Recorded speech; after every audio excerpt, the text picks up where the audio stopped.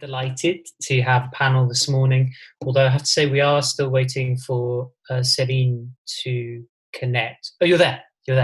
Perfect. Thanks, Celine. So I will introduce the panelist that speaks, and then we'll hear that panelist, and I'll introduce the next, and then we'll have the Q&A at the end. So we're really pleased to have three panelists today for our session, for our morning session, which we've called Decolonising Language Teaching, Translingualism and Translation. And I'm delighted to welcome, so just to say, actually, for people who weren't here on previous days, the chat will open during the Q&A and you can pose questions in the chat, or you can raise your hand to ask, your digital hand, by clicking on the participants button at the bottom of the screen, to ask questions in person. Just to let you know that the session is being recorded, so if you ask a question in person, then you will be recorded. You can ask anonymous questions in the chat and just direct the chat to me rather than to everyone. And as we were doing yesterday, there seems to be quite a good discussion going on in the chat, so if you'd like to discuss with people in the chat, that's absolutely fine.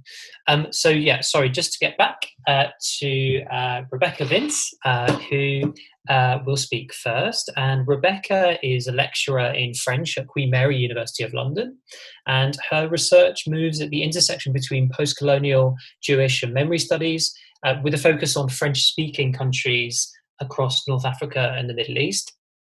She received her PhD, which explored Franco-Maghrebi perspectives on the Israel-Palestinian conflict, from the University of Warwick in 2018, and is pursuing postdoctoral research on memories of Jewish life in Muslim-majority countries across the Mediterranean.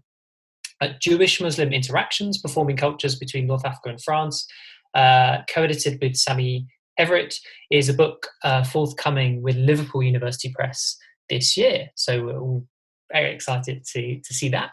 And Rebekah today will be talking about, her title is Excuse My French, Challenging Mastery and Troubling Language. And I'm going to share Rebekah's slides on her behalf.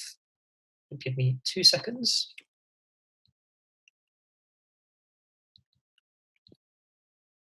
Just stop my video. When you're ready, Rebekah. Great, thank you so much, Joe and Emanuele, for organising such a brilliant and stimulating conference. Thanks, Joe, also for doing the slides.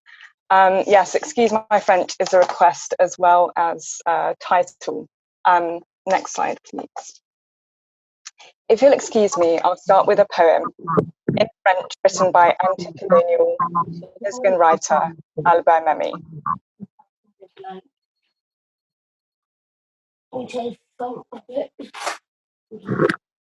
Un pas en avant, deux pas en arrière, deux pas en avant, un pas en arrière, telle est ma philosophie.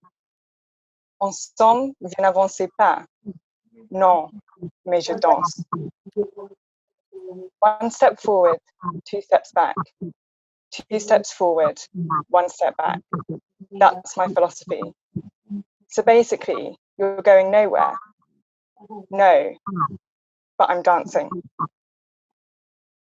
I'm afraid I've made a faux pas in translation by not being able to convey the double meaning of pas in terms of both movement and resistance. But what this poem makes me think of is the colonial mindset of progress. Memmi offers a decolonial alternative to this linear narrative through dance, what I call going around in creative circles.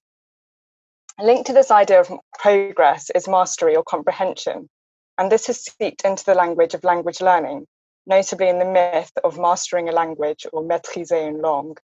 Next slide. Thanks. In The Monolingualism of the Other, French-Algerian philosopher Jacques Derrida writes, "It is possible to be monolingual and speak a language that is not my own." He self-defines as a Franco-Maghrebi, revealing a trouble d'identité. I was reminded of those words while translating short stories from this collection, edited by Franco-Algerian writer Léla Tabar.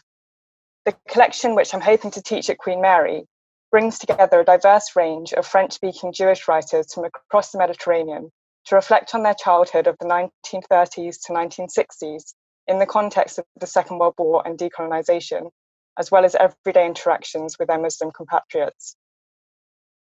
Occasionally, I would ask my French housemate at the time, who was a lectrice, to clarify something as I went about translating short stories from the collection. And once I said to her, as she looked slightly confused by the original text, that some of the stories are written by people where French isn't their first language, she responded, "Oh, that's why it's already fucked up." Next slide. Those words got me thinking about definitions. And seeing as it's always best to see words in context, here are a few examples of how the F word is used creatively. So it's about being messed up or messing up, being messed about or messing around, and messing about or messing around with language. Though my housemate's words might at first appear derogatory, this idea of messing up or being messed up actually speaks into the varying situations in which these Jewish writers found themselves and how they came to make the colonial language their own, not being subject to French, though at times making Frenchness their objective, but rather laying open this alien and alienating language to other linguistic influences, including various Arabics, liturgical Hebrew, and Judeo-Spanish or Ladino. Next slide. In terms of being messed up, or perhaps it might be more accurate to say being messed around, what Derrida calls a trouble d'identité, as I said, comes with being what he defines as Franco-Maghrebi, an identity not exclusive to Jews from North Africa, designated as Sepharad in France and Mizrahim, literally Oriental, in Israel, but specifically acute for Algerian Jews, the majority of whom had French citizenship imposed upon them in 1870 by the Crémieux Decree, only for it to be revoked during the Vichy regime, as they were no longer considered French. When their citizenship was returned to them, not only had the rift between them and the majority Muslim population seeking Algerian independence been widened, the precarious nature of their Frenchness was brought to the fore. And it is this precariousness of Frenchness that I would want students to reflect upon. Franco-Algerian historian Benjamin Stora speaks of 3 exiles, the first 2 being internal and the third and final one being external. Incidentally, he also appears in the collection Un enfant juif. So the first exile was one that separated Jews from the indigene, native other, the Muslims. The abrogation in 1940 was a second internal exile and an expulsion outside of French citizenship, what Derrida called an exclusion. In her novel Jacob, Valérie Zanatti situates her Jewish Algerian uncle, who is the protagonist, in relation to this second exile and exclusionary act of discrimination felt acutely in French schools in Algeria. She writes, "La France avait décidé que les Juifs d'Algérie étaient de nouveau des indigènes." France had decided that the Jews of Algeria were once again natives. The use of the term indigène, literally indigenous people, is significant here, as is that of the adverb de nouveau, once again. The narrator is emphasizing that the decree was a re-establishment of the former status of Jews as natives, thus drawing attention to their long-standing existence in Algeria, which predates the Arab conquest. In colonial rhetoric, the word indigène, which we'll return to, would be read in terms of regression, as opposed to the progress of civilization and French citizenship. The revocation of the decree once again set Jews apart as uncivilized and not fully French. And then the third exile was the external one, the 1960s onwards, in the context of decolonization. Next slide, please. Here's a fascinating example from the collection, which I'm hoping to use in seminar, of being messed around by imperial powers, but also messing around with different languages. And it refers to the Crémieux Decree and its revocation. I'll read from my own translation to be published in the English language collection coming out later this year with the University of California Press series in Jewish history and cultures. So this short story is called Sauf votre respect, which itself is a translation from the Arabic hashak, which roughly translates as "you'll excuse me" or "please excuse me," with all due respect. I am and I remain of Arab culture. That's why I can speak as I do. My mother tongue is Judeo-Libyan, a dialect among many others in numerous languages, except that this one was Arabic. It's the language spoken for several generations by different branches of my family, although my paternal family was a special case in that they had French nationality. Incidentally, it was this nationality which merited our expulsion from Libya in 1942. Mussolini had decided to no longer keep citizens of enemy powers on his territory. Under the auspices of the Red Cross, we were deported to the nearest French territory, Algeria.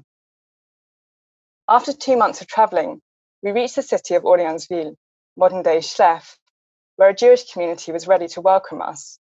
My mother, already a widow, and her 7 children, of whom I was the last. And so we experienced a double, if not triple, transplantation. And here I would encourage students to consider transplantation in terms of translation and translingualism. Next slide, please. We didn't know a word of French. We were also an object of curiosity and rejection in the eyes of the Jewish community, for whom our presence triggered a kind of psychodrama. Our clothing and our religiosity represented a return of the repressed, taking them back to their ancestors at the very moment that the abrogation of the Crémieux Decree withdrew their French nationality. The worst thing, as far as they were concerned, was that we had preserved this nationality because, as I would discover decades later, it was given to one of our ancestors by state decree before the conquest of Algeria. The Arab population took a close interest in us, offering their help, despite the differences between our respective dialects. The friends of my eldest brother, who was 17 years older than me, continuously asked questions about that blessed country, that's Libya, where, in spite of colonization, the Jews had remained close to the Arabs, whose language they spoke, albeit mixed with those strange expressions which had made a dialect from it. I remember a conversation between my brother and his new friend Ahmed, who taught me how to read before I was even 5 years old. Ahmed was trying to persuade my brother to share the resentment he felt for France. And then came my brother's response. In Ben Gardan, the border post between Tunisia and Algeria, for the first time in my life, I was called sir. It made a change from the Italians who would only address me with the insult, Ebreo canne senza paesi senza re, excuse my Italian, Jewish dog with neither king nor country. The Arabs would similarly insult me with the words, Yudi kelb, Jewish dog. France gave me back my dignity. It's my motherland. We can see from this passage how messed around Franco-Maghrebi Jews were and how this led to an ambivalence towards French colonialism. The English translation of Derrida's monolinguisme speaks of a disorder of identity, but troubled is a more accurate and evocative word to my mind, and encapsulates the idea of being messed up, or rather messed around, by colonialism and the myth of monoculturalism perpetuated by assimilation, but also the precariousness of Frenchness and the potential to mess about with language. Next slide, please. But what are the French word in this context, and what I call the trouble de mémoire in multicultural France? Many of you will be familiar with the film La Haine, which is often on the A-level syllabus for French. The film depicts the fraught friendship of an Afro-French boxer, an Eastern European Jew, and a North African Muslim Arab in the context of the 1990s riots and police brutality in the banlieue of Paris. The banlieue refers to the suburbs which have been stigmatized, as highlighted in this essay by Mehdi Belhaj Kassem, which I taught on in the Invention of France module at Durham University. So here he talks about what it means to be banned or a bandit, and to be inside the zone of exclusion where you're kind of parked, as it were, and excluded where you would legally be included, locked outside or excluded inside. You can have a French identity card, he writes, and also be excluded from the country if the sovereign decides that it is so. As you can see, he draws from Foucault here. So here is a taster or reminder of perhaps the most famous scene from the film La Haine. Listen out for any words or lyrics that might be familiar or familier. If you click, hopefully, on the video, it should play.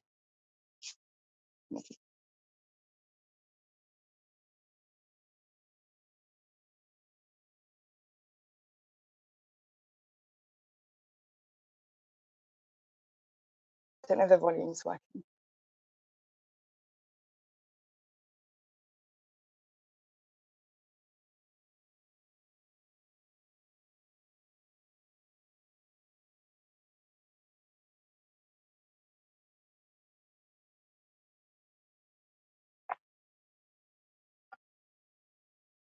Is the sound playing for everyone?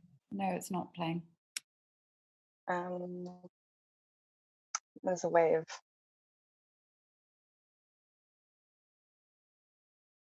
Otherwise, I can afterwards share the link in the chat. Is that working now? Can't hear it. No. Sorry, I should have said that beforehand. At least you get the visual.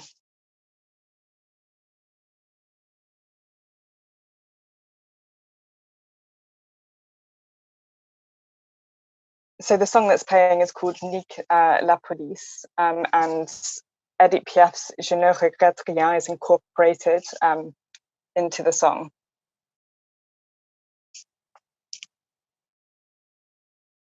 And you'll see at the end that in the middle of this urban site, Oh, sorry. a cow arrives.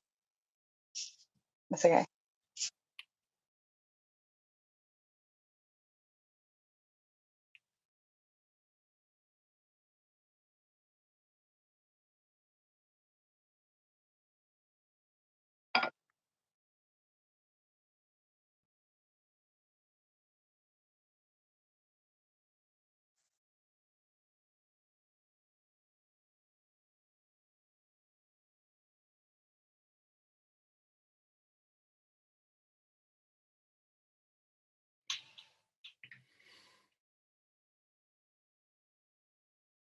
Yeah, so it's this bit at the end where you've got the two friends who are chatting to one another, and we'll look at some of the vocabulary they use in the next slide. And one of them sees this random cow in the middle of the banlieue.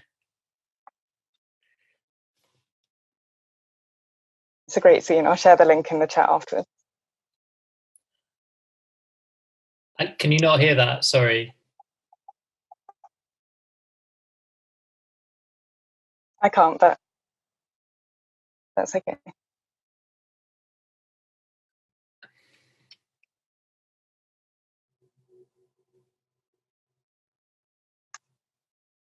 Great. So here's some vocabulary which would not be considered propre or proper or clean French. It's the kind of vocabulary that students might learn on their year abroad, although I'm sure there are some more up-to-date expressions as well, and which I learnt in the classroom when I was a British Council teacher assistant in Mulhouse in the Alsace region of France. Ça tue literally means it kills. It could also be translated as he's killing it. But I found this more fitting definition on a word reference forum. I've also included la vache, which is a much more outdated expression, but that's why it's interesting how the provincial cow is juxtaposed with the Parisian banlieue in a similar way to how Edith Piaf's Je ne regrette rien is incorporated into the song Nique la Police. And I should have said as well that branleur or branleuse in the feminine is the word that's used to stigmatize those living in the banlieue as those who do fuck all or fuck around. Excuse my French. Next slide, please. More recently, a similarly controversial song was released by ZEP, short for Zone d'Expression Populaire. Populaire can mean informal, working class, or popular. Paradoxically, the group were accused of provoking discrimination, hatred, and violence through their lyrics, which speak out against colonialism and racism. Here are the opening lines. They speak of France's colonial past, its paternalistic reflexes, its imperialistic history, its walls, its ramparts, and its capitalist delusions. The enlightenment of the rights of man and so-called universal are a myth, a mirage, an official lie. Final slide.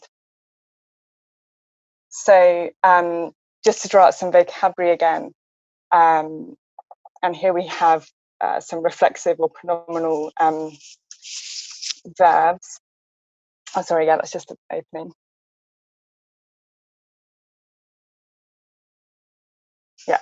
So se défaire de is to rid oneself of something, se laisser faire to be pushed around, se laisser bâillonner to be silenced. So here the lyrics say racism is in our walls and in our school books, it's in our memories, and it's impossible to rid ourselves of it. But we won't be pushed around, we won't be silenced. And it talks about duty of insolence, irreverence, of impoliteness and resistance. So the word devoir, which is both a noun and a modal verb, is used here. So it means must, should, to have to, a duty, a must, or a piece of homework. And the concept of a devoir de mémoire, or duty of memory, has a history of its own, linked to remembering the Holocaust in France, notably highlighting collaboration as well as resistance during the Vichy regime to prevent such an atrocity from reoccurring. French-Turkish historian and politician Esther Benbassa favours the more forward-looking and inclusive travail de mémoire, work of memory. She writes that the duty of memory does not help project into the future, and instead calls for political engagement in the present through combating discrimination and racism in France as it appears in various forms, including anti-Semitism and Islamophobia. MP for the political party France Insoumise, Danielle Obono, was among those who signed a petition back in 2012 called Devoir d'insolence, duty of insolence, supporting the freedom of speech, or liberté d'expression, of these disillusioned artists, Zone d'Expression Populaire, which was also signed by the activist collective Indigènes de la République. Danielle Obono was subsequently accused of being more ready to support the slogan Nique la France than Vive la France. But perhaps what it comes down to is which France. For Danielle Obono, it is a France insoumise, and one that does not subject her to racism and sexism on mainstream television. When I was a teaching fellow at Durham, I taught on a module entitled Invention of France, and it's important for students to realise that France is an invention, and that if France has been invented, it can be reinvented.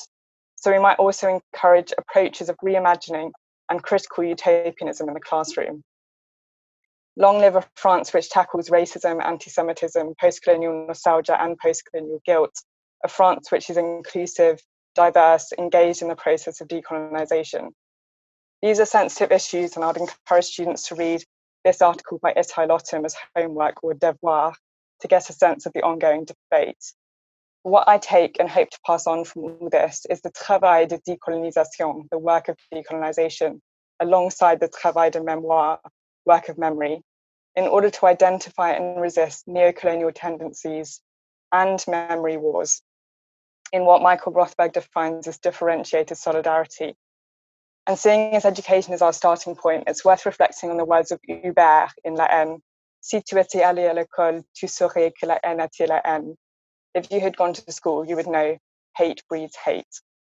So what about university? What do we want students to know or participate in? What do they want us to know or contribute to?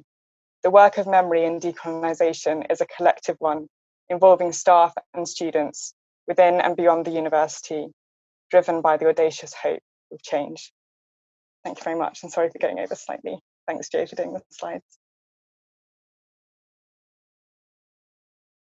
Thank you, Rebekah. Sorry for the sound issues. I apologise for that. But I hope, in the chat. Brilliant, yeah, and I hope you dealt with it very well. Thank you, Rebekah. We're going to move straight on to our next speaker, and then we'll have Q&A at the end. So our next speaker, I'm delighted to welcome Celine Benoit, who is teaching fellow, a senior teaching fellow in French at Aston University, and she leads and teaches modules that are sociologically focused and which reflect her research interests. Her PhD, which was entitled Representing Religions in Schools, Locating the Self and the Other, explores the construction of religion and the representation of religious communities in primary education. So I'm going to pass over to Celine, whose title today is Deconstructing Western Hegemonic Discourses in Class. So I'll pass over to you, Celine. That's lovely, thank you. So I was going to, what I'm going to do today is look at one of the modules that I'm teaching in final year for undergraduates, and how we're trying to deconstruct Western hegemonic discourses in the class together. So on the next slide, I've put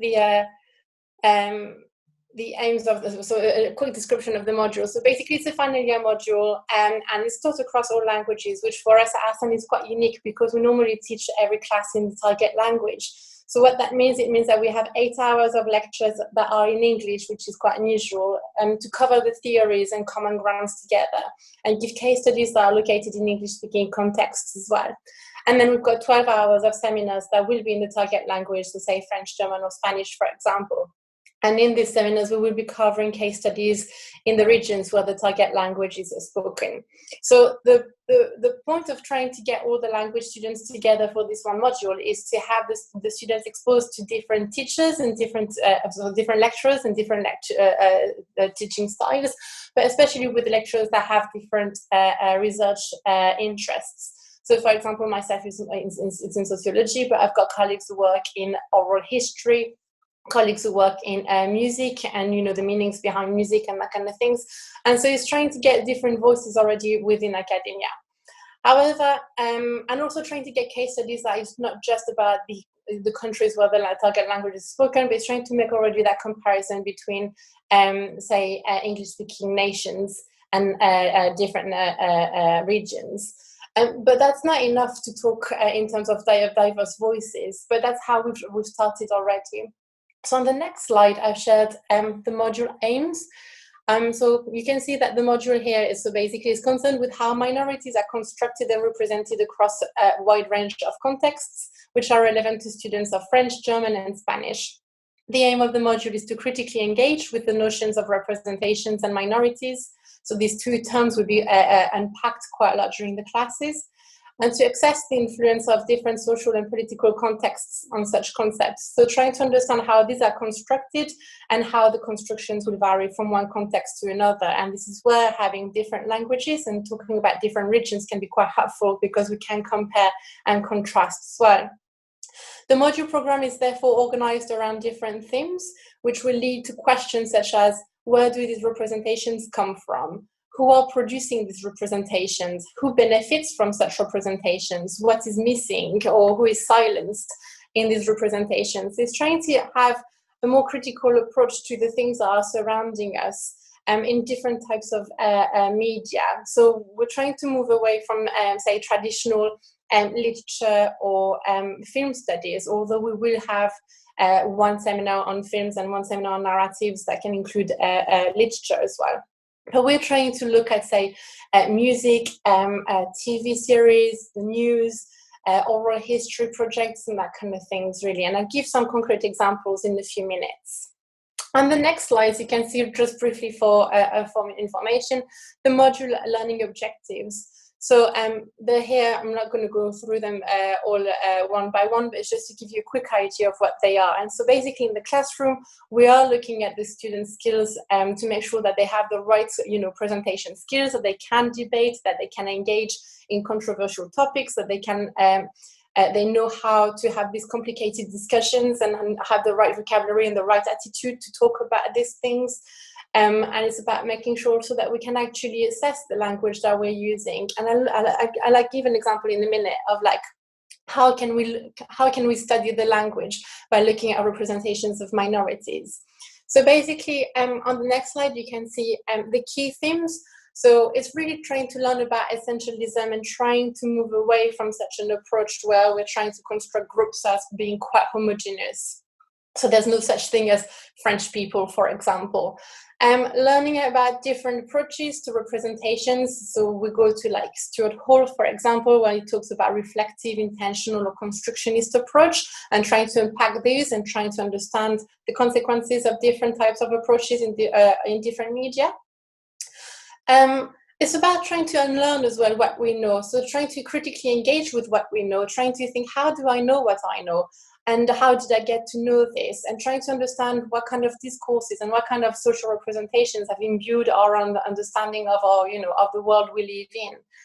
is listening to minority voices or to narratives that have traditionally been silenced, and acknowledging that, realizing that actually we have to look critically at everything that surrounds us. And so if we're looking at bibliography in a module, or if we're looking at a film, it's not just good enough to see who's being represented and is that representation, you know, fair. We'll talk about fairness, but who's missing, and who, you know, who's being silenced, and who's benefiting from such silence, and that kind of things. So it's basically reflecting on the power structures that are reproduced when we have hegemonic discourses that are, you know, uncritically reproduced and we're just accepting in the classroom. So on the next slide, I've just put a map to show how, like, we can basically start talking about language itself and saying, like, you know, when we're talking in French or even in English anyway, language is not necessarily a mirror of reality, but we tend to think that it is. And if we take it for, you know, at face value, we might not realize the impact and the how it shapes our understanding of the world. So, for example, that map is just a visual to show you that, you know, when we talk about Eastern Europe and Western Europe, we have divided Europe in our minds according to a political line rather than a geographical line. So if you're thinking of two cities, so Vienna or Prague, you're more likely maybe in your mind to think that Vienna is closer to France and Prague is further away, closer to Russia, but actually it's not the case, it's the other way around. But in our mind, we may have that, you know, wrong distinction because we've got one, you know, belonging to Western Europe and the other to Eastern Europe. And it's just trying to understand how, like, already language has shaped our understanding of the world, and saying it doesn't even match what we have on the map. And we can then go into, like, other examples and reflect on how interesting it is that we can translate the word Indian in English into Indien in French. But actually, when you do that, you're changing a word for another word, but you're not necessarily representing the same communities. So from a UK perspective, you might be thinking about people who come from India, whereas in a French perspective, you're more likely to think of Native Americans, for example. It's the same for Asian. So if you translate Asian for Asiatic, for example, so again, you might think that they are equivalent, but actually they would be representing different communities. So we're more likely to think of people coming from the Indian subcontinent, if we, you know, in the UK mindset, whereas it's most likely to be East Asia in French. And it's the same for others. You know, you can go with Muslims and change Musulman, and you'll be thinking about, like, people coming from different parts of the world and that kind of things. And so you can start talking about, you know, linguistic approaches to it. So looking at the language and what, you know, what's the meaning of the words and so on. And you can talk about representations as well. And this is what I do in one of the seminars. So on the next slide, you've got a picture of Calais. So I come from Calais, funnily enough, so I know the city really well. But if you look at the way it's being portrayed in the media, this is the photo you tend to have. And so it's trying to understand, like, already the picture that we have here. We do some photo analysis, and I'll go into that in a minute. So first, I'll carry on with language. What's interesting is that in the media, when we talk about the situation that we've had in Calais, is that we've seen a shift in the language that's being used. And it's quite interesting to see that there are differences in meaning, whether we talk about a refugee, a migrant, or an illegal immigrant. And we used to talk about refugees a lot for a really long time, and we've moved to a narrative of migrant. And it's trying to get the students to understand what are the consequences of the change of vocabulary and what that would mean.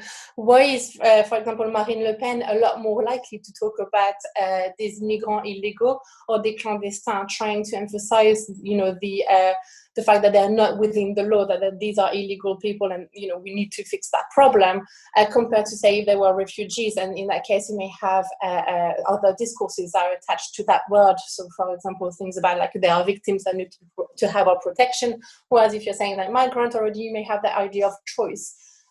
Which is not necessarily the case, but the discourses that are attached to the different words that we're using are really interesting. So it's already getting into that first layer, looking at the vocabulary we're using and unpacking that vocabulary, rather than taking it at face value, thinking that it's just, you know, mirroring reality. We're just putting a name on something we see. Actually, there are some social constructions that are also built into that word, and what is it that we're trying to communicate by choosing one word over another. So we're saying that we're also looking at representations through different forms. So we're looking at the language, of course, but we're looking, in that case, we could be looking at the picture. So we'll be asking students to try and think about what representation is being conveyed here. And that had to reflect, so, you know, what do we have? We have a lot of people that are walking away from us, and you can already start having a dialogue about how you're constructing a them versus us kind of narrative when you're talking. We're not seeing their faces, so you can talk about the fact that they might be dehumanized as well. So you're looking at a mass of people, but with no personal story, but just a massive group. Because these are people wearing hoods and so on, or like, you know, that it's mostly men, you might feel like there's a sense of strength, or, you know, but some people might feel like this is a threatening group. And so that might fit again into a particular narrative and so on. But what would have been the message if instead you'd seen just the one man who'd been facing you, for example? Would you have felt completely differently? And it's trying to understand the emotions that might be attached not only to language, but also to images. But also trying to understand how language is attached to images, because, you know, through personification or through anchoring and different types of social representations, we will have mental representations in our head when we think about a particular vocabulary. What are these images and what are the impact that they have on us? Again, trying to engage with the discourses around them and trying to understand, you know, how these have been socially built and constructed. So on the next slide, you've got another example here. So this is where we look at photos. So this is another seminar. Rather than looking at language per se, we're looking at the photos and what that might mean. So we're looking at different symbols. So the way I would approach that in class is ask, you know, without any context, students to work in groups and to try and decode that photo. So we will be working on nonverbal communication in one of the lectures. And here they've been asked in groups, for example, to try and, you know, reflect on the nonverbal communication and try and decide what is the encoder's intent and how would they decode the picture. So you might be doing that exercise yourself right now. You know, what do you think is going on? What do you think that picture is trying to say? What do you think the photographer is trying to tell us? So without any context, who's being represented in your opinion? Why do you think this is this particular community that's being represented? What kind of symbols are being used to make you think that? What do you think is happening? What do you think the message is? And why are you drawing these conclusions? So it's trying to come back to this reflective narrative where we're thinking about our own understanding of the world. Okay, I'm understanding this picture in these ways because, you know, I've learned to see this, you know, these colors might mean a particular thing, or, you know, a particular type of clothing might mean another community, and so on.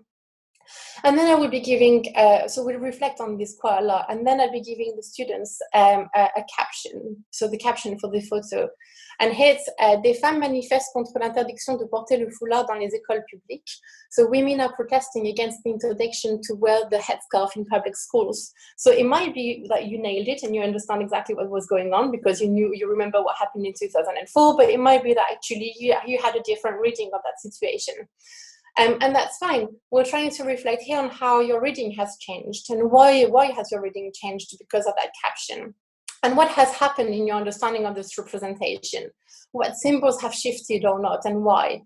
And so again, we're trying to understand as well the power of language, how the picture on its own might have meant something, but now that we're adding a caption and we're putting words onto something, it might have shaped your understanding in different ways. So it's trying to, again, reflect on the power of words and the words that are being used as well here.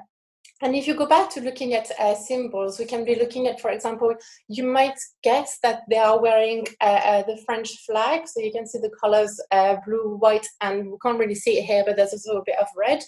So why would they be wearing the French flag and so on? What it is that they're trying to say, and then you can get into a discussion about Islam, and we've talked. Politicians would have talked about the l'Islam de France. What does that mean? What is it that has been constructed as being an acceptable Islam in France? And what are these women trying to say? That it is possible to be French and to be wearing their headscarf, but this is not how Muslim communities have been constructed in mainstream discourses, in hegemonic discourses, where the Islam de France has to be a lot more aligned to laicity, for example. So where we have maybe a clear boundary, a clear binary of us versus them, sometimes maybe here they're trying to kind of disrupt that binary by saying, no, it's not that clear. Actually, maybe we can be both French and, wearing the headscarf and so on. And so it's engaging in this kind of debates and understandings. So it's going into, laicité, going into politics, understanding how communities are being integrated or how we're leaving them at the margin as well through different means. So we're looking also at music. So on the next slide, you can see I've put a couple of names, for example. So we've got Renaud. So if you know Renaud, is quite an it's been on the scene for a really long time, and it's mostly about social class. Stromae will be about ethnicity and racialization, and then you've got the one who's pictured here is Christine and the Queens. And she will be mostly talking about heteronormativity. And this is something that's come quite interestingly. The students have made that very clear. And I think I was very influenced by my own research because I was looking at religion. And when you think of minority, of course, you can't, not think about ethnicity and race and so on. But the students made it clear that for them, when they talk about a curriculum that is inclusive, it's we have to go way beyond that. And it is about talking about gender. It is talking about sexual orientation. It's talking about ableism and being disabled and that kind of things. And they made it very, very clear that they found it very frustrating if we limited ourselves to creating something that was meant to be more inclusive, but that actually was focusing on only a few minorities rather than being a lot broader. And so here you could if you're interested, you could look into the different names that I have put here. But yeah, social class is another one that came in quite strongly as well. But really, gender and sexual orientation is something that they think needs to be a lot more talked about. And Christine and the Queens does do that actually, and she talks about how she's constantly being asked whether she put herself as a man or as a woman, what her sexual orientation are, and she plays on this as well in the lyrics that she uses in some of the songs, and also in the video clips that she has, where she will replace, for example, some very iconic historical pictures. And where the men will be replaced by women and so on. So she will be playing on the gender role quite a lot. And so this is a nice opportunity also to engage on these topics and trying to replace it in a French speaking context. And because the students have gone themselves on a year abroad the year before, what we're trying to do is get them to reflect on media they've been exposed to over the last year, things that they've listened to, things that they've been watching, and trying to critically engage with those things and tell us what it is that they think, they hadn't really understood and that they're now understanding. And so this is why we also analyze TV, which is one of the most popular media, especially when they're abroad and they're trying to pick up on the French and they feel they've spoken too much English at work or something like that. And so on the next slide, I've provided an example of, I don't know if you know about scènes de ménage. In France, we've got it's quite popular to have very, very short series. They're 5 minutes long, and you'll have them, say, between the news and the film of the night, or you'll have them between the weather forecast and the news at 8 o'clock.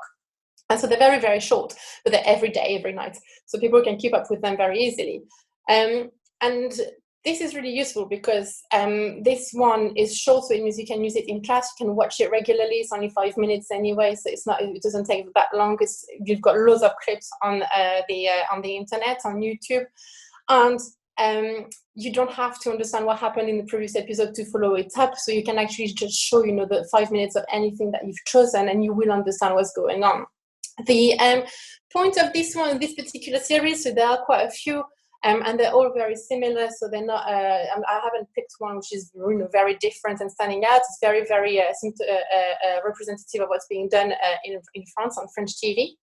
And what's happening here in this particular series is you're looking at. So it's called scènes de ménage. So it means basically when arguing around chores. I can't translate that properly. Sorry, but it's when you've got chores and a household debacle, basically.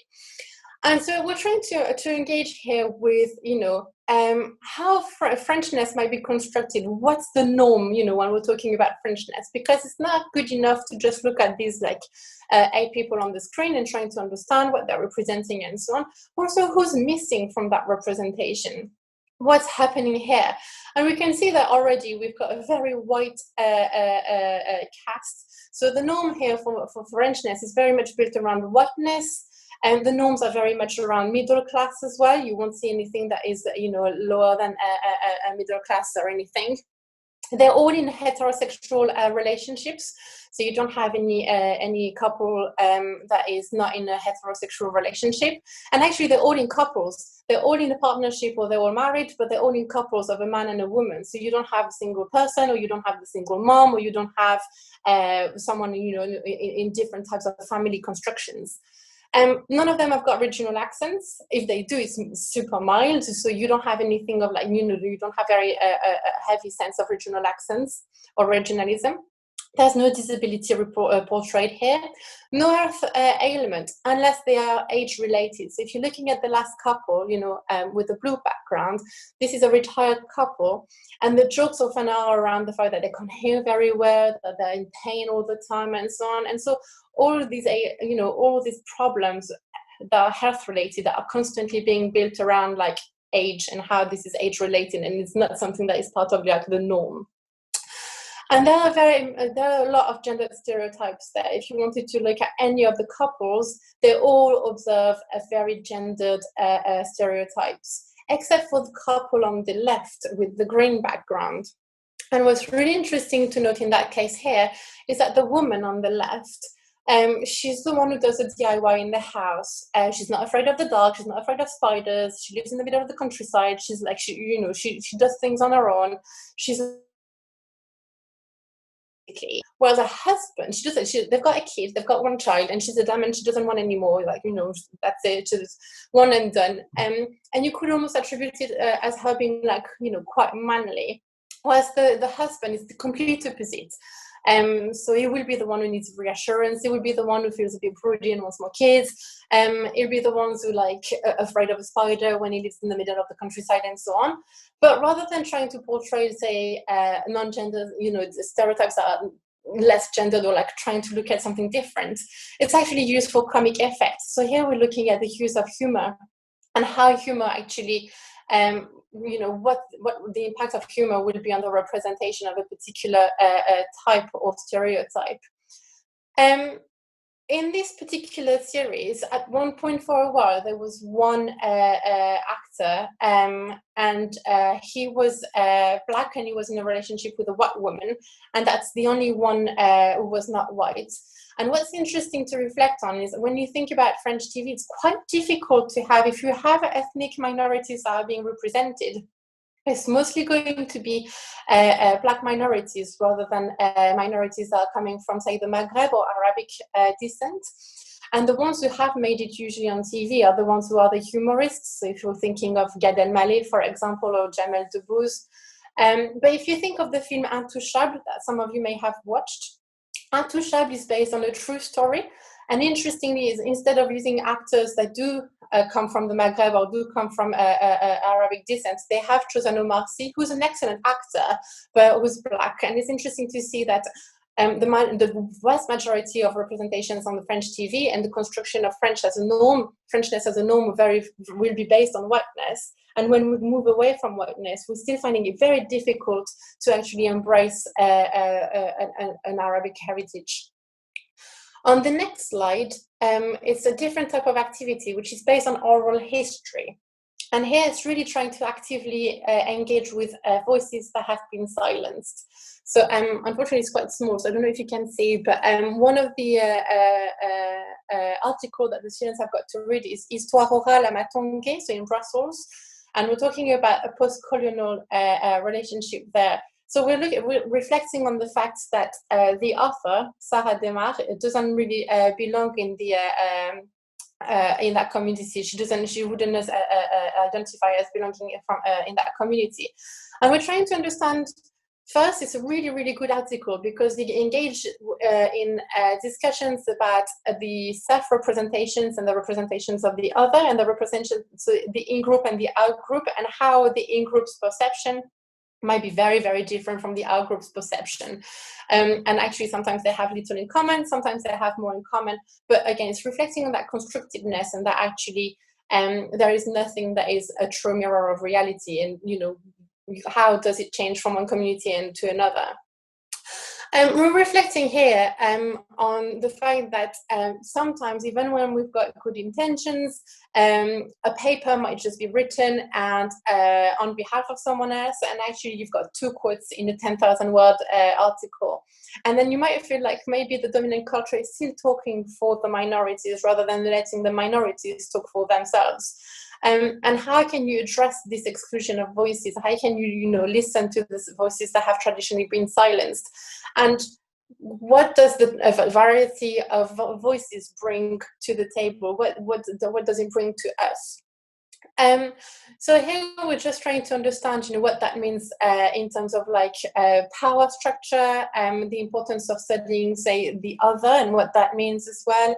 And also we're trying to think about positive and negative research and positive and negative images. And we'll talk about the fact that, there will be positive stereotypes as well, but there remain stereotypes, and why, why is that a problem, and why is it that we need actually diversity of voices rather than a good image and a bad image? This is what we've been mostly doing here. I think I'm coming, I think this is more or less my time, so I'll stop here. So if you've got any questions, I'll be happy to answer. But this is mostly example of what I'm doing in the classroom. So if you've got questions, but if you also have any advice or recommendations, that that'd be really helpful. So don't hesitate to let me know. Thank you. Thank you very much, Celine. That's a fascinating paper. So as I say, we'll come to Q&A at the end. So if people have comments, recommendations, questions, then we'll come to that at the end. What I'll do is I'll just stop sharing my screen and now pass over to introduce Gitanjali. Are you there, Gitanjali? Yeah, I'm here. Perfect. And you're sharing your screen, aren't you? Yeah, I will do. So just to introduce Gitanjali Patel is a translator and social researcher, and she graduated from Oxford University in Spanish and Portuguese and has been translating from these languages since 2010. She translates a range of media, from film scripts and radio programs to fiction, including stories by Luisa Geisler, Miriam Mambrini, Fernando Torres, and most recently, Evandro Nascimento. And she has a master's degree in social anthropology from SOAS, University of London, and has used translation for several social research projects in the UK and in Brazil. And that includes studies on the language of Rio de Janeiro's favelas and the emergence of favela community museums, which won the John M. Tolman Award at the Brasa 14 Congress. In 2016, she co-founded Shadow Heroes, which is an initiative that uses translation as a means of teaching critical thinking skills to secondary school students. So we're delighted to welcome you here today, Gitanjali, and I'll pass right over to you. Thank you. Well, thanks, Joe. Hi, everyone. Thanks so much for having me at this brilliant and really important conference. And thanks especially to Joe and Emanuele for organising and for bringing us all together, and also to the other panellists for their really inspiring presentations. So today I'm going to speak about the organisation I founded called Shadow Heroes and present the case for translation as a powerful and creative means to both decolonize the curriculum and create inclusive classrooms. Oops.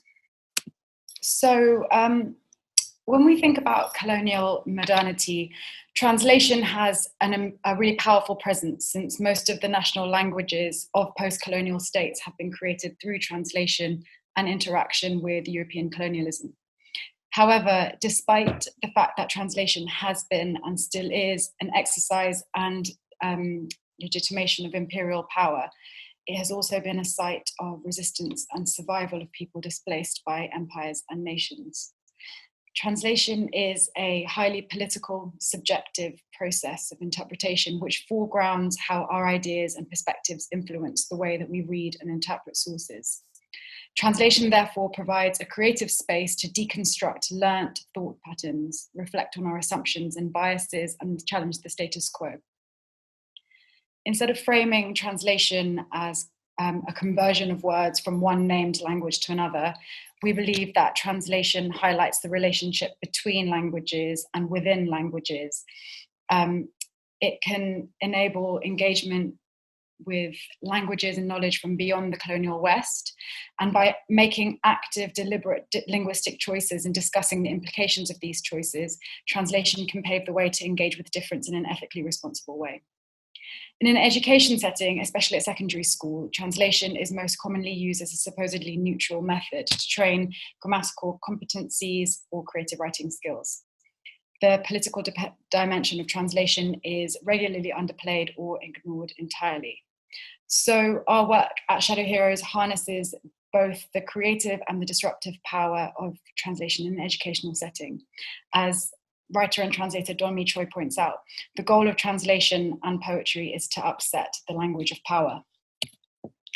So Shadow Heroes runs a series of creative translation workshops that teach secondary school and university students to think critically about the world around them. I'll talk you through our work in 6 parts. So firstly, we challenge Western European hegemonic languages by working primarily with languages and literature from outside the region. We train a network of professional translators who work with non-Western European languages to run our workshops. These provide students with access to a range of perspectives, literature, and other art forms that may not be on their radar, and present alternative forms of being and knowing. By working with different collaborators and workshop leaders, we aim to challenge the desire to converge on an easy story for a country or society, equipping students with a toolkit for engaging with difference. So for example, our workshop, Electric Guitar Jakarta, is a workshop run by Indonesian writer, poet, and translator Kairani Baroka. This workshop has students embrace multisensorial modes of learning and creation in their translations of a song called Aku Cinta Jakarta by Common Lennon. It aims to provide an alternative viewpoint on Indonesia that is against dominant orientalizing frameworks and against essentializing of culture as monolithic and delineated according to nation states. Indonesia is an important example in this respect, as it has hundreds of languages and cultures. Kairani exposes students to understandings of present-day Indonesia as a former British colony and to Indonesia as a colonizer itself within its territories, and in doing so provides a framework of possibilities for both decolonial and anti-colonial translations. She guides students to reflect on how a lot of our assumptions about places go into translations as a creative activity. Students are also encouraged to understand translation as multisensorial and of access as translation for deaf and disabled languages and more. Our workshops are non-language specific and student focused.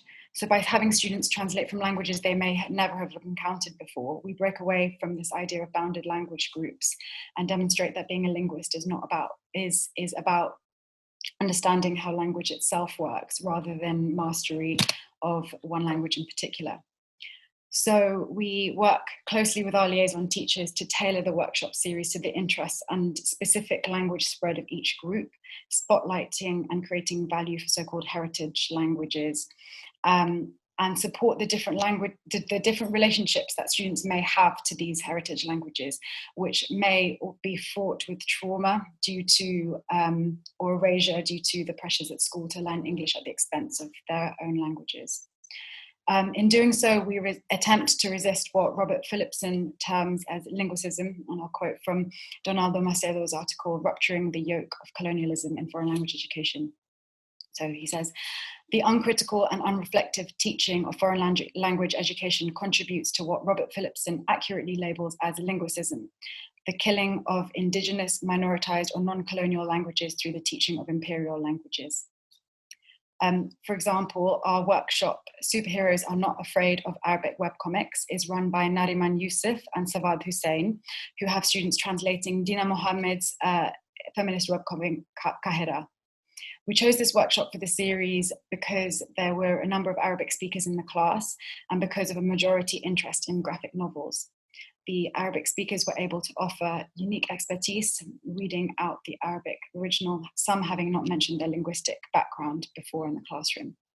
At the same time, we were able to use discussions to challenge assumptions about the Arab world and Arab women in particular. We frame languages as fluid, complex, and dynamic, echoing Ofelia Garcia's introduction to her paper, Decolonizing Foreign, Second, Heritage, and First Languages, Implications for Education. She says, language has been used as a tool of domination, conquest, and colonization throughout history. Divisions of language into those that are said to be foreign, heritage, second, heritage, and even first are constructions of Western powers, and especially their schools, to consolidate power and create governable subjects. If language was not seen as an autonomous whole, where one whole can be added to another whole, but as a system of complex and dynamic language practices in which speakers engage to make meaning, then named languages as we know them today would lose their power. We highlight this through both our choice, of both texts and writers. So, for example, Sema Kaigusu's talks about her novel Every Fire You Tend. She says, "I'm not a Muslim writer or a Turkish writer. I call myself a Turkish language writer. And this is not a homogenized language. It includes Arabic, Greek, Farsi, Spanish, Armenian, and Kurdish. If you speak with a Turkish nationalist, you realize that they don't speak real Turkish. They don't know Turkish, just a very narrow version of it. The Turkish of Every Fire You Tend refuses this." So this also means we interrogate English as a named language as much as we do other languages and encourage students to think about different Englishes, both in the UK and beyond. Our workshop on code switching was designed for English A-level students to use intralingual translations to nuance the way they develop characters in creative writing, so as to not perpetuate harmful stereotypes. So in this particular workshop, we use an interview with a singer called Yola, where she talks about fighting stereotypes and being yourself. The exercise, they took a part of the interview and they had to create a character profile for a new character, and they were to translate this original interview into the voice of their new character. So they had to create a translation strategy where they had to, talk about things such as, where the character was from, what kind of language they speak, etc. And just to focus on this particular sentence, so this is from the original interview. So it says, "And we don't have the luxury of just like having a flight of fancy when you don't have any money." So one particular group, so this was with a sixth form college in Farnborough in Surrey, and they chose the character that they were going to translate the original interview into the voice of was a girl from Farnborough, their age, so essentially their peer. And their translation was, "And like, we didn't have the goodness of just like having bare options when you don't have any money." And what they were then asked to do was reflect as a group on what assumptions they made about their character, to reflect on how they constructed this character, what they think about them, and what informs these impressions. And they wrote down their assumptions, which is on the next slide. What they then had to do is pass on these assumptions to the next group, and that group had to nuance these assumptions. And so, as you can see, that they brought themselves away without much input from the idea that standardized or correct or formal or or English is aligned to intelligence.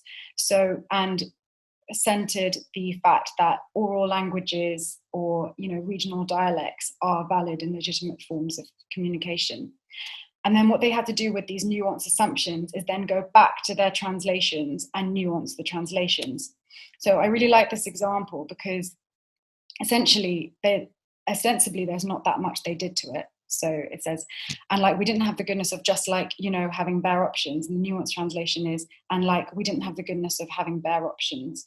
So they kept the same flavor, the same style of language, but they didn't over-egg it. They noticed that actually having the just like twice was overemphasizing the assumptions that they made originally. So through this exercise, we get students to kind of step back, to think again, to reflect on how they constructed their impressions, to think about the linguistic choices that they're making and the implications of them. The second example is all about translating slang. So what we wanted students to do is create value for different forms of language and resist the homogenization of non-standard forms of language by highlighting how slang is a locally specific oral variety that is both valuable and legitimate. So in this particular workshop, we think about different translation strategies for translating slang and how to retain the original flavor, the locally specific flavor of the original. So this is 2 lines from a Brazilian rap song by Brazilian rap star Criolo. And what we did is gave them essentially like a Genius style lyrics, explaining, so giving a literal translation, so a British translation, and some context. And students had to discuss how they would maintain the form of the rap song, as well as, note the local, the fact that they're talking, that Criolo is talking about politics and society in a very specific place. So this is just one of the translations that one of the students did, which I thought was really brilliant. So he wrote, "Unlock your hidden Buddha before these filthy liars. At one point they wouldn't believe us, then they wound up on fire. The tortoise will always beat the hare. Am I in Grajaú or GTA? I don't know where. Without bleach to my skin, call me bem louco. The axe of Shango will make you all poco." And it goes on. So our workshops explicitly deal with power, aiming to provide students with a framework of seeing how everyday language and experience is informed by power relations, an idea rooted in Maldonado Torres' notion of coloniality of being. So he says, coloniality survives colonialism. It is maintained alive in books, in the criteria of academic performance, in cultural patterns, in common sense, in the self-image of peoples, in the aspiration of self, and so many other aspects of our modern experience. In a way, as modern subjects, we breathe coloniality all the time, every day. So we want to open up students' eyes to the power structures that shape our society and individuals, equipping especially minoritized students with the tools to navigate inevitable challenges and with the strength and self-confidence and vocabulary to overcome them. We believe that once seen, these structures can't be unseen and could be a source of strength. I think that translation in particular is a very unique medium because it provides a creative setting to deal with complex issues such as race and sexuality, gender, class, ability. We're actually currently designing a workshop series that explores race through translation, drawing on a range of perspectives and languages in order to offer a clearer sense of commonalities and differences across different diasporic communities. So I'll just quote Daniel Bozutsky, who in his introduction to John Keane's essay, Translating Blackness, Translating Poetry, Translating Blackness, he says, "There is a value in understanding other countries' imaginings of race so that we can understand how race, both here and abroad, is a concept that is historically specific, culturally manufactured, and politically modifiable according to whatever foundational fictions or realities a nation wishes to produce." So in our workshops, we also emphasize creative play and collaboration. We discourage the tendency to see a quick fix for a problem and challenge schools' system socialization of young people to want a single right answer. So this is something really unique to translation, that there's so many different ways in which a translation can be a good translation. So it really breaks down these ideas of what good means and what bad means, what right means, what wrong means, which often comes at the price of silencing voices and negating diverse experiences. So through our collaborator collective and through our teaching methods, we encourage students to embrace values of non-judgmental co-creation, mutual respect and dialogic relationships, working together through solutions and reflecting on assumptions, reframing the way they view difference and relate to each other. So one of our workshops, Keeping Your Eye on the Dragon Ball, is run by Yuka Harada Pa. It's all about translating Japanese anime. So students compare Japanese and American trailers to the same anime film and discuss the politics of dubbing and how dubbing into English often relies on Anglophone stereotypes of Japanese culture. So in groups, they translate the trailer for Dragon Ball and then they record their own dubbed version, which I'll play you one of now. Just one sec.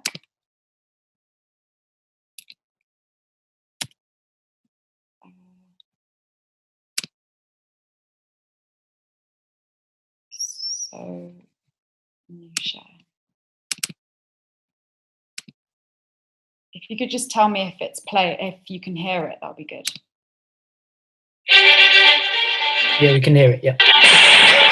You have so much power, yet you still train. Why? Open my eyes. Just thinking how strong I can get. It just gets me so excited.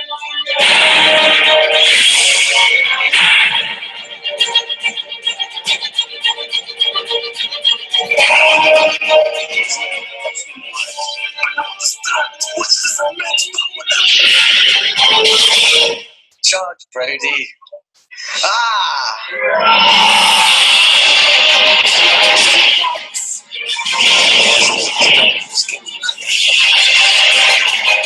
His power is like nothing I've ever seen before.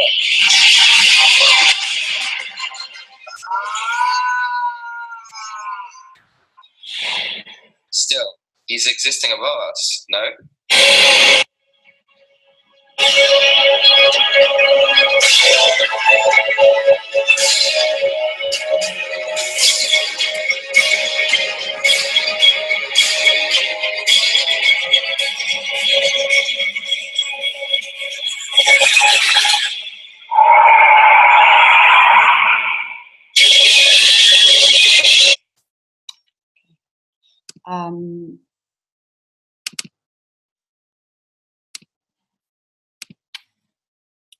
So finally,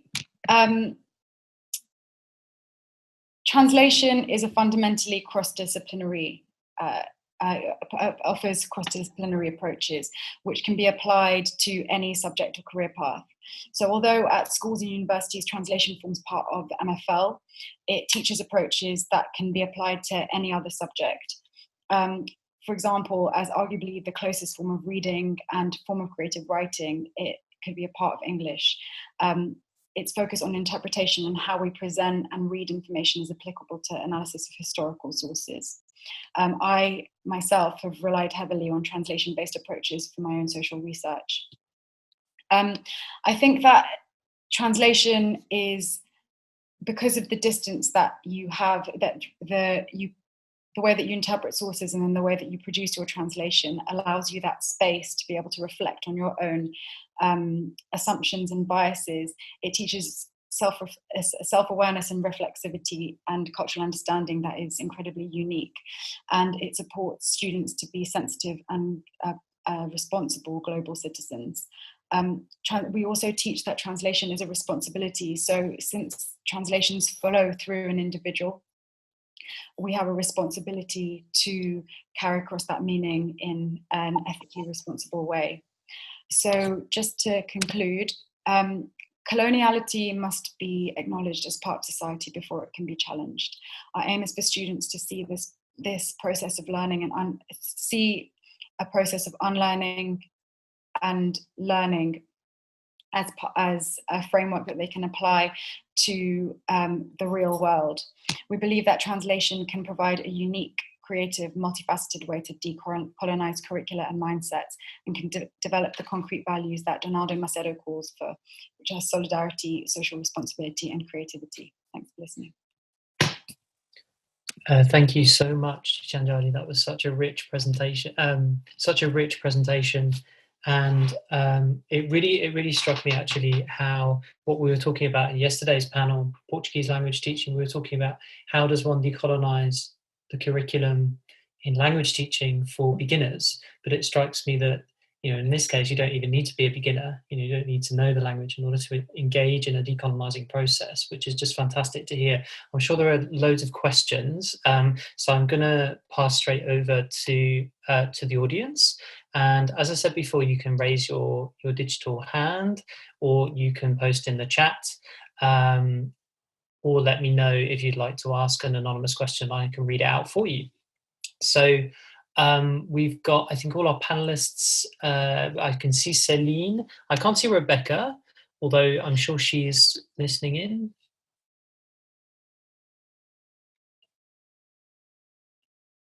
Oh, there she is. Yeah, I can see her now. So yeah, as I say, any questions, please raise your digital hand or post in the chat. So we've got one question in the chat, which this is for Rebekah.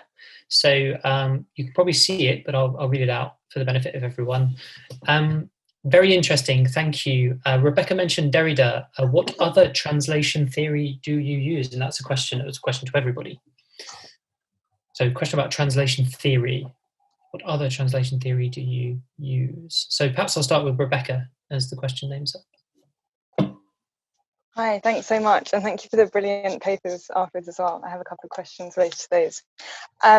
Yeah, in terms of translation theory, so Derrida is obviously central, but also Medeb, Abdul Wahab Medeb, and his concept of dépaysement, which is a kind of disorientation.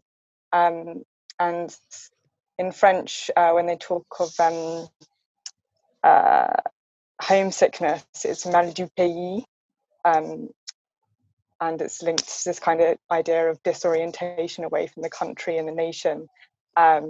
So when undertaking translation with my students, in terms of finding a balance between domestication and foreignization, and try and avoid terms like exoticization, I encourage them to play also with this idea of dépaysement, and being able to identify translation as translation, and that not necessarily being a bad thing, but actually that's showing the kind of limits of translation as well, which obviously Emily Apter has written aptly about. Thank you, Rebekah. Did anyone else have a comment on that, on what kind of translation theory they use? Gitanjali? Yeah, just to add to the point about domesticating and foreignizing, I think that I mentioned the workshop about Arabic webcomics. That is central to that particular workshop, because I think it's really important to introduce students with both options. So by forcing them to go down the foreignizing route and the domesticating route and comparing them, I think that it forces students to think about the implications of both. And often I found that students come back and say that actually the domesticating themselves, they can see for themselves and engage for themselves that it's in a form of erasure, and that actually one needs to strike a balance between the two. And so that particular part of translation theory, I think, is really important for the way that they learn to see the source text and how they carry that meaning over into English. Brilliant, thank you, Gitanjali. And Celine, did you have a response to that question of translation theory? Sorry. Yeah, no, I can't contribute much really, because we've got my colleagues who do translation theory focus on that. So in my module I don't, but the presentation, especially the last one, has given me ideas of how I can actually incorporate it into my own module as well, because yeah, it was very interesting. So thank you. Great, thanks. So again, if you've got any questions, please do raise your hands. I mean, perhaps I'll ask a question myself, if I may. I mean, I suppose I had a question, just listening to the presentations over the past few days, just directed at Celine. and your use of the term minorities. I suppose I've heard over the last few days the use of the term marginalized, but I've also heard the term minoritized people. So I just wonder, is that minorities, is it in scare quotes, is my question. And, it seems like it is, but I wondered whether that maybe minoritized might be a better term in terms of thinking about the way in which minority is constructed in terms of how you're speaking about it for your module. Thanks. Yeah, so that's a really good point. And actually, that's the point I make on the first lecture, when we try with the first 5 minutes, is like, think about minority and think about what you think it means and what kind of groups do you even come to mind first, and why do you think these groups have come to mind first and not others, and so on. And then we reflect on the constructedness on that term as well. And the reason I haven't done it here, and I should have maybe done it in this presentation because it was clearer, but what I say to the students is like, for stylistic reasons, I'm not going to start putting inverted commas everywhere, because representation itself is an issue, minorities is an issue, and then you could go on saying Muslims is an issue and Frenchness is an issue, and so on. So because we're looking at the constructedness of like the words that we're using, I've removed them from the slides and so on. But you're absolutely spot on, and this is something that we'd address as well. Is minority the acceptable word to be using? Is that actually, and from what position do you put yourself in as well? And coming as well from that in-group and out-group binary, is that a real binary? How does that work in terms of power structures as well? So yeah, thank you. Thank you. No, thank you. No, I understand. Thanks. So question in the chat again for Celine. This is a question about the assessment used on your module, and a question about online teaching. So with online teaching, the question is saying that with online teaching, we're not encouraged to use formal essays. And what kind of assessment are you using on your module, Celine? Yeah, we're allowed to use essays. So that's not been an issue for me. But to be fair, it's an essay, but I'm trying to move away from an essay, and I'm trying to explore other ways of doing the assessment. So they've got 3 submissions. They've got a portfolio in the first semester and a portfolio in the second semester before the essay, so I can give them feedback on the theory, making sure they understand it, and then they have to do a small case study, and then they do the essay. I'm trying to explore different avenues, like maybe, creating a podcast or something that forces them to more actively bring in, silenced voices, for example. Brilliant, thank you. Yeah, we've got more questions coming in. I've got, can I unmute you, Raul? Can you unmute yourself? Yeah, can you hear me now? We can hear you. You can? Yes. Okay, great. So thank you to all the presenters. So I noticed that all the presentations have been conducted in beautiful, standard, very correct, and some might say decidedly middle-class English. So according to the narrative of some of these presentations, aren't we all, by engaging in this very event, contributing to perpetuating a Western, colonial, Anglo-centric, middle-class worldview? And the question is for anyone who wants to comment. Thank you very much for that question. I think that's a fair question to ask, and I think there's more we can do, definitely, and this is where I was saying, like, I'd rather, as well as questions, if you've got, any kind of like feedback, that's always helpful. What I do in my module is, I know that, and I do that in different modules as well, but in this one in particular, the conclusion module is an hour long, where we're basically trying to reflect on what we've learned, and actually they have to reposition themselves towards my learning. And because we've talked about positions of authority and hegemonic discourses and I'm asking them to reflect on my positionality and my position of authority, and how I've had an impact on what they take for, they're going to accept my modules and my lectures much more easily than if they picked it up in somewhere else. And so they have to reflect on that as well. But that could be actually something that could become the second part of the portfolio, rather than having a mini case studies, reflecting on their own positionality and mine as well. All right, thank you, Celine. Thanks, Celine. Did anyone else want to comment on that? I think that's really helpful to think about how the students position you, as well as how you position yourself when teaching. And I think that, yeah, it's a fair point, and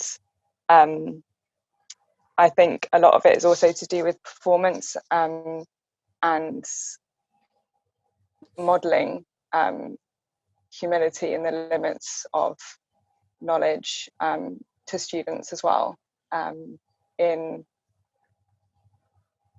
positioning ourselves as those who actually don't know, who actually have narrow epistemological frameworks as well, and who are resisting and fighting against that, but who are, in a sense, part of the system that we're seeking to deconstruct. So, yeah, it's something that I think we need to continue to reflect upon and be self-critical of. Thanks, Rebekah. Could I pass over to Manuale, because I think she wants to come in on this, perhaps on this question? Yeah, Raul, thank you so very much for your question, and thank you, Celine and Rebekah, for what you said. And I think that's about what we're going with this conference, and where Joe and I were going with our paper. This is it, Raul. We are part of the system. I mean, I'm Brazilian and I speak Portuguese. I do not speak any other languages that are spoken by other peoples from Brazil. I don't, and there are many reasons for that. And I think one of the ways in which we can start the work of trying to deconstruct it, to potentially completely destroy it, to potentially go into something we don't know what it is, but that our students are going to be the ones to help us build as people who will be going through our classes, correcting us, dialoguing with us, and taking it further. I think this is, like Joe and I tried to put in our paper, this is a process in which we have to look ourselves in the mirror and ask this very question that you asked. What do we do? For example, I work in a Russell Group institution. That is not the same reality of those working in the post-92 institution in this country. I work in this country. I don't work in Brazil. You know, where do I live? What, all of those. And I bring all of those into the classroom with me when I get in there. And I also encourage our students to bring theirs with them into the classroom to the extent they want to do so. And this becomes a much healthier conversation.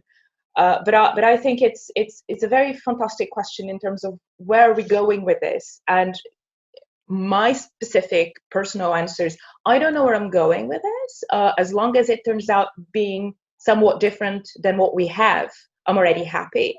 And I do not control what difference is. So it's basically just to try go someplace else. And I think asking this question you asked ourselves, asking with students, bringing our positionalities from a positional perspective, from a relative perspective that is equivalent to the ones of our students, and that recognizes our many privileges by being sitting in a university in a presential course, you know, taken during days. I mean, you know, basically you're not working, and all of this kind of stuff. It's absolutely important. Thank you for your question and for bringing this issue openly to our attention.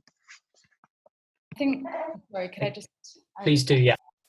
So I think this idea about being led by the students is really important. So we tailor all our workshop series by running focus groups with the student group in question before we do a workshop series. So by that we kind of get an idea about the interest, the ability, the language spread in that classroom, so we can draw out specific things. And just ask the students basically how would they like to learn. And I think that what Emanuele said about bringing one's own positionality and being clear about that at the beginning is really important, because it does deconstruct, especially at secondary schools, it does deconstruct this idea that, you know, you have come in as a teacher, you're a position of authority, but actually, you know, I would have shared experiences with some students and other not unshared other experiences that aren't shared. And so I think that's and I think that actually when it comes to language spread, this is especially important, because I mean, and I touched on this before, but about the erasure and the trauma that happens to students with languages that aren't taught at school. So, I mean, I don't think that I would have ever talked about my heritage language. until after university. I didn't even bring it in then, even though it was an assumption at university that I was learning 2 European languages through a medium of English, I think. So it's, I think all of those things can help, bring the class together in that sense and disrupt these hierarchies. Thank you very much, Gitanjali. I think just to say, Raoul, I think it is an important question, and to echo what Manuale said, when writing our paper, we're constantly asking ourselves, can you decolonize modern languages? I think the answer is ultimately probably not, because these are modern languages, and the question is, what can we do? What are the small steps that we can take to make things to move in a better direction, in a more kind of inclusive or in a more inclusive direction. So there's a question here from Malik. I'm gonna no, it's not Malik, sorry. From someone who appears as Malik. Hello. Oh, okay. Sorry. It's for you, yes, sorry, go ahead. It's just your name is Sabria, it's just appeared wrongly. Sorry, my son had a music lesson yesterday. No so worries. Yes, it's just that Raoul asked a good question. Our minds are already colonized, and I heard speakers at some conferences saying that even in countries, former colonies, the minds have been colonized. So the question of choice of sources is very, very important for us. So when we're choosing sources, what are we trying to show? I teach French as well, and being from Algerian background and having lived in France and looking at the media, how people from North African origin are represented, I try to show something else, not just negative images, because I find when you're looking at issues about les banlieues, it's always about violence, it's always about negative representations. So I try to choose examples which give a more positive image, because we're adding to this construction of stereotypes that going to study in a suburb is a bit risky because of what we've seen on TV, because of what we read in papers. So by adding maybe more positive examples in our course material, rather than discussing issues and talking about minorities, which make it already negative. So I think we should have some more positive representations in the course material we use, so that to change also the images our students are constructing in their mind. That's all I wanted to say from my perspective. Thank you very much. Did anyone want to respond to that? We have some other questions in the chat, if not, but please go ahead. Just to say that I agree with that, but I think we have to be careful also of like positive stereotypes, and I think this is where for me what's crucial is having a diversity of voices and saying that actually there's no, we can't essentialize any group. So maybe we will have to categorize people into groups to make sense of the world we live in, but as long as we critically engage with these categories that we've created, and we're aware that these categories are imbued with our own constructions, and they will differ from like one context to another, and that context can be different even in just the UK, whether you're coming from a particular social class or another. And I think it's especially the diversity of voices that we want to see. And we want a positive example, and then so it balances it out. But what we don't want is like all of a sudden having the burden, having the spokesperson and having to represent everything that's positive. And is it even possible? Because then you could be accused of being like, yes, but you're the equivalent of the middle class, but with a different, attributes, and and there are still issues there. So I think that for me, what's really key is the diversity of voices, and just say, okay, we've made categories, we know there are issues, they help us make sense of the world. How can we engage critically with them, and how can we just expand these categories as much as we can? Thanks very much. Thanks, Celine. Please do, yeah. Yeah, sorry, just to respond to a couple of the questions on the chat that are interlinked, I think, about personal and professional, and also to continue the discussion about student-centred approaches. Really glad to see a former student, Joe, posting a question in the chat about language. And I think it's actually easier to have, well, it has been for me, easier to have some of these conversations using so-called bad language and talking about decolonization in the context of strikes. So my paper was actually based on a teach out at Durham. And I think that's where also the professional and the personal kind of come together as well, and the kind of community of scholars and colleagues and friends, really.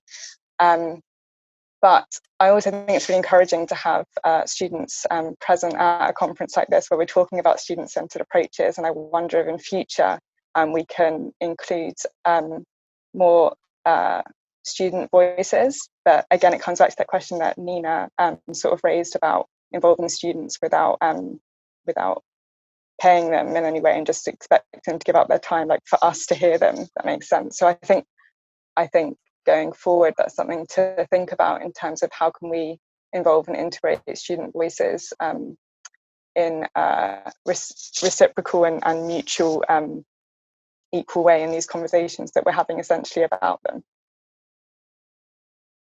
Thank you, Rebekah. Yeah, I mean, those questions were linked. So we've got a question, I'll just read them out for this, in case the others want to respond. I mean, there's a question here about could the, thinking about alternative forms of language or more varied forms of language outside of Western hegemonic languages, could this be a way to decolonize language teaching? Is this something that's encouraged in your departments? That's another question, and Rebekah's addressed that there. And there's just a reference back to Ruth Bush's talk about the introduction of cam franglais that she spoke about.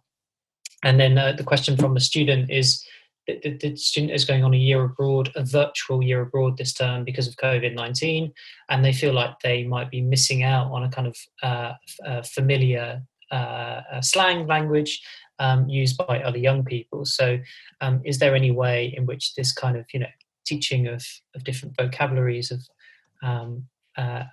perhaps non-normative vocabularies be encouraged in the classroom? Did anyone else want to respond to that? Sorry. Becca's already responded to it, so I could contribute to that. Yes, please do. Yeah.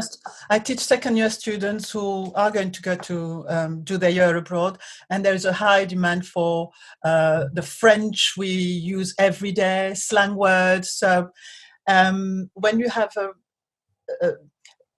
restricted time and hours, so one of the dilemma is to try to fit in everything. So how could we also integrate le français de tous les jours, rather than just bits and pieces throughout the program? So that's a really good, maybe if there are any resources out there we could all share, that would be great. I know there is a project where we are going to be able to use some resources which have been created by different universities for the year abroad. So I'm not sure whether you've seen anything about this. They will be made available to other universities. I think it's UCML is leading on that, and I know the University of Nottingham has made available some resources for us to use for the year abroad, and they're in different languages. So maybe that if other universities could contribute to the year abroad and support the students going abroad next year, that would be great. And maybe that's a way of addressing the gap for this year, for the year abroad. That's a good question, actually. Yeah. So sorry, go ahead, Celine. No, I was just wondering, because I know that in my institution we've got language assistants as well who will be coming, and whether you'll be coming on campus or not, so you might be able to meet them in the classroom, socially distanced, but we'll be holding like online sessions, so none of the lecturers will be there. It's just will be like informal sessions with the language assistants, and you'll basically just be like chatting and talking about cultural experiences and what it's been like for them to move here to the UK and not really going to classes and that kind of things. So hopefully it's not the same as having a larger group, a larger network, but it's something maybe. Thank you, Celine. Yeah, I was just about to say that UCML, University Council of Modern Languages, does have resources on its pages. And if you do have resources that you'd like to send to them, someone's just very kindly posted the link to the chat, so you can submit your own resources as well, and they'll collate those and add them to their page. So that's a very useful resource. Someone did have their hand up, and I'm conscious that they put their hand down. And I saw your hand and I was not ignoring you. I was about to come to you now, and I can't remember who's, but it's Cynthia. Sorry, Cynthia, did you have your hand up? Yes, I did. Just a minute. Hello. Hi, can you hear me and see me? We can indeed, yeah. Right, hi. Actually, it was a few comments back about different things I wanted to come back on to. First of all, the student-centered approach. I teach in an institution which is rather middle class, and one of my topic is immigration. And because I am French and I'm from West Indian origin, I try to have a different approach to that topic. And I had a level of resistance from the student that I wasn't expecting, really. And I think it's because they have got this idea of France that is totally romanticized, and it's Paris and it's fashion and it's food, etc. And I've got one student who actually told me one day, I had no idea that all of this was happening. So I think that if we, depending maybe of the institution where you're from, if you really want to get the student-centered approach, you might not get to where we want to be, which is decolonize the curriculum or language teaching. So that's the first thing I wanted to say. And also, there is some resistance, maybe unconscious resistance from some teachers, from some practitioners who can't understand why we want to change certain things that we're doing, basically. So we have got a few issues to be able to go from A to Z, to Z, if we could ever get there, because we're saying that we can never really decolonize the curriculum or language teaching or change our ways, basically, and just taking small steps. And we also talked about having the student voice, so inviting students.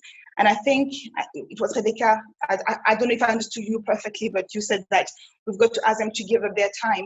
I can assure you that they want to be part of it because they want to be heard. Especially, the BME students, most of them are complaining because they think that actually you're making decisions about us without us, which is, and I understand them, quite frustrating. So really, I think that on that issue, we're all on the same at the same level, basically. We don't really know where to go. We're just doing it as we go, basically, because it's been going on for a few years in different institutions, but really to say, I know, and I'm going to then water it down to you, I don't think this is the right approach to take, but that's my opinion. And also, the last thing, with the everyday language that the students might be missing because they're not going to be going abroad. We're talking about resources, but if you're French, if you've lived in France, you yourself, you are a resource. You are a resource. So, for instance, when I teach my students, I will always say, right, this is written like this, but we can also use that in French. This is a slang. This is not what you would not use that with the director or anything like that. But you've got that knowledge, and you can pass that knowledge on to them. We don't actually need to go and look for different resources if we can do it. And I know, for instance, and I'm guessing there's a lot of people speaking French, but for instance, if you can say, bon, ça, on dit merde. Il y a beaucoup de gens à la télé qui disent putain. There's a lot of people in French TV who are going to say stuff like putain. Putain is like fuck or whatever. But it's normal for us to hear this, and I pass that on to the students. And when they first hear me say that, they're quite shocked. But then I try to say to them, but this is what you will hear when you're going to go to France. And so what I'm trying to say basically is that if they can't go, just bring it to them. I think it could be as easy as that. And that's about it, really. Voilà. Thank you very much. Thank you very much for that comment. Did anyone like to respond?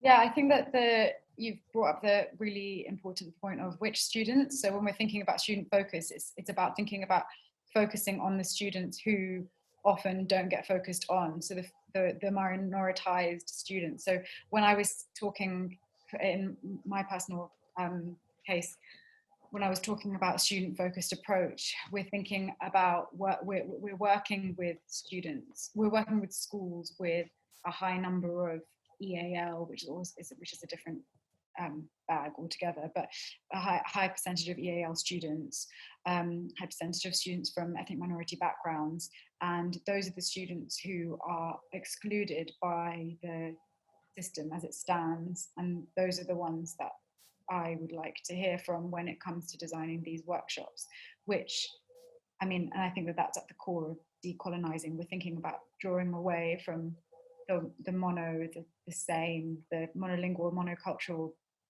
and creating true value for approaching difference. And I think that the second thing is thinking about who's teaching, and you know, just being aware that just by picking sources or picking resources doesn't mean that those are going to be taught in a responsible and ethical way, and in a way that's not going to perpetuate harm to students, in a way that's going to detract from the overall mission. And so, and I think that I mentioned this a couple of days ago about accountability, and I think that that's actually something that needs to be brought into any sort of decolonizing the curriculum process, is this process of accountability, reflexivity of, you know, who's taking part in this, who's leading it, who is this for, and you know, when we're saying who's this for, it's for the people who are not part, who are excluded by the system, and this decolonizing approach is to liberate them.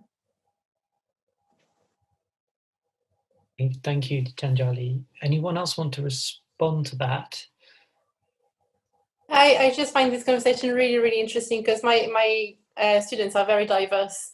So I'm not in an institution where it's like a lot of white middle class, you know, students. It's a lot more diverse, and that's where the feedback is really good. For example, especially in TP1, because I think that they feel that, you know, they finally can like look into things they want to look into, or feel like they're being heard and look into results. And I'm trying to give them as much free rein during the seminars as well, so they should be able to pick up their material, they can pick the case studies and that kind of things. But I've noticed that actually when it comes to second semester, that's where they're like, okay, we've heard enough now, we want to hear about gender, we want to hear about sexual orientation, we want to hear about health and social classes and so on.